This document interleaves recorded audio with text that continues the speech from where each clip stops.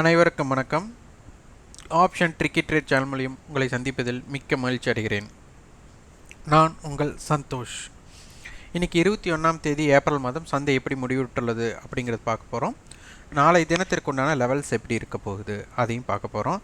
இதற்கு சார்ட்டோ இண்டிகேட்டர்ஸோ news Bairstow எதுவுமே நம்ம பார்க்க போகிறதில்ல. நம்ம கட்ட இருக்கிறது ஒன்று நம்மளுக்கு ஆப்ஷன்ஸோட அட்டவணையும் அதனுடைய கணக்கீடுகளும். இப்போ மார்க்கெட் மேலே போகணுனாலும் நம்மளோட கணக்கீடை சார்ந்து தான் போகணும், மார்க்கெட் இறங்கினாலும் அந்த சார்ந்து தான் இறங்கி ஆகணும். அதனால் இந்த எல்லைகளை நம்ம தெரிஞ்சிட்டாலே போதும். அதனால் மார்க்கெட்டோட இம்பேக்டட் ஜோனை நம்ம பார்க்கணுங்கிற அவசியமே கிடையாது. இம்பேக்டட் ஜோன்னா நியூஸ் பேஸ்டோ அது சார்ட்டோ இண்டிகேட்டர்ஸோ பார்க்கணுங்கிற அவசியமே கிடையாது. ஒரு ஆப்ஷன் ப்ரீமியத்தை வச்சு மட்டுமே நம்மளால் எளிமையாக பார்க்க முடியும். நேற்று பாருங்கள், நம்மளுக்கு 17,215 அப்படிங்கிறது ஷார்ட் டாப் அப்படின்னு கொடுத்துருந்தோம். அந்த எல்லைக்கு மேலே தான் இன்றைக்கி ஓப்பன் ஆகியிருக்காங்க. அடுத்தது 17,276 அப்படிங்கிறது வைடு டாப் ரேஞ்சு. இதுதான் இந்த ரேஞ்சு தான் வைடு டாப் ரேஞ்ச். இதனை கடந்ததுக்கப்புறம் மார்க்கெட் கீழேயே வரல.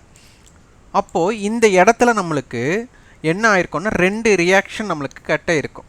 ஒன்று, இந்த மணி கால் ஆப்ஷனோட தன்மை எப்படி இருக்குது, ரொம்ப பலத்தோடு இருக்கா அப்படிங்கிறது ஒன்று. ரெண்டாவது விஷயம், ஓடிஎம் கால் ஆப்ஷனும் ஓடிஎம் புட் ஆப்ஷனும்.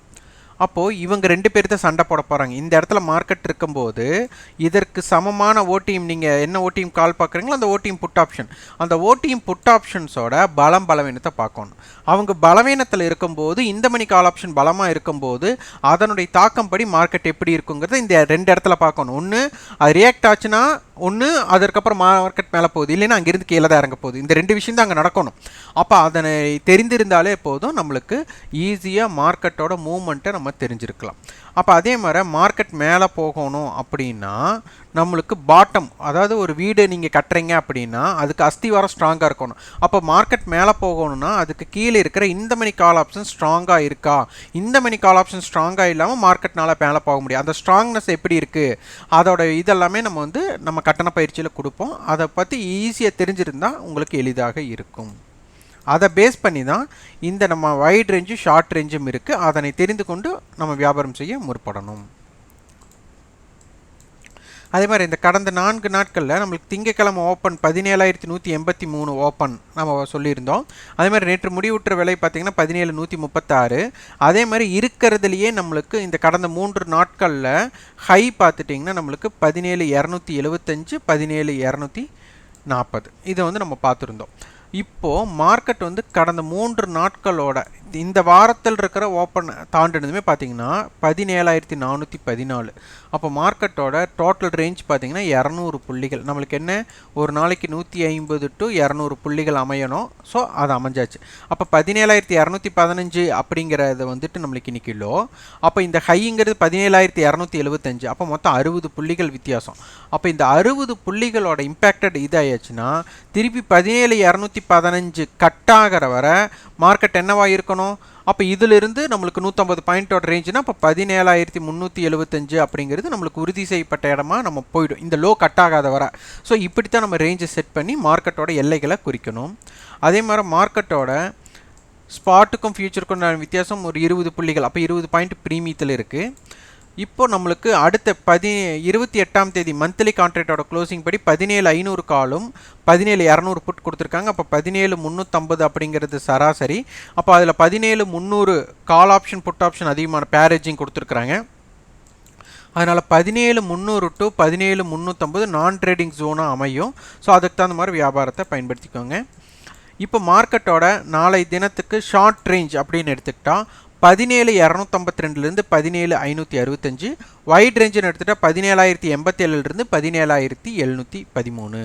இந்த 17,252 17,565 இருக்கிறது மார்க்கெட் வால்டைல் ஜோனாக இருக்கும்.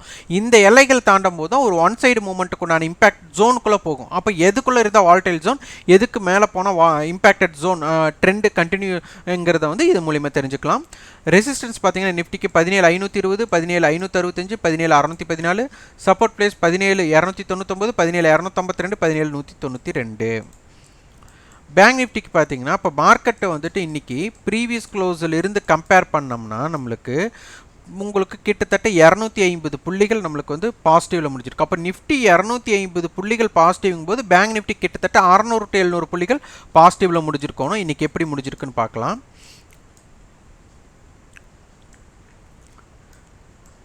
நம்மளோட பேங்க் நிஃப்டியோட ஷார்ட் ரேஞ்ச் அப்படிங்கிற இடத்துல ஓப்பன் பண்ணி கீழே இறங்கிட்டு திருப்பி அந்த ஷார்ட் ரேஞ்சை வந்து எவ்வளவு தூரம் தக்க வச்சுருக்காங்க பாருங்கள். அந்த ஷார்ட் ரேஞ்சோட டாப்பை பிரேக் பண்ணி அதுக்கப்புறம் தான் நம்மளுக்கு மேலே போயிருக்காங்க.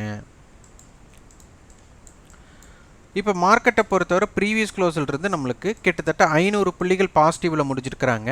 அப்போ மார்க்கெட் 250 புள்ளிகளுங்கும் போது கிட்டத்தட்ட 600 to 700 இருக்கணும். அப்போ இண்டெக்ஸ் ரேஷியோவில் கொஞ்சம் ஷார்ட்டேஜ் இருக்குது.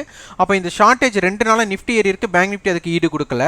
அப்போ நாளை தினம் அதற்கு ஈடு கொடுக்குமா இல்லையா அப்படிங்கிறது ரொம்ப முக்கியம். அப்போ நாளைக்கு வந்து ஒரு ட்ரெண்ட் டிசைடராக பேங்க் நிஃப்டி இருக்க போகிறாங்க.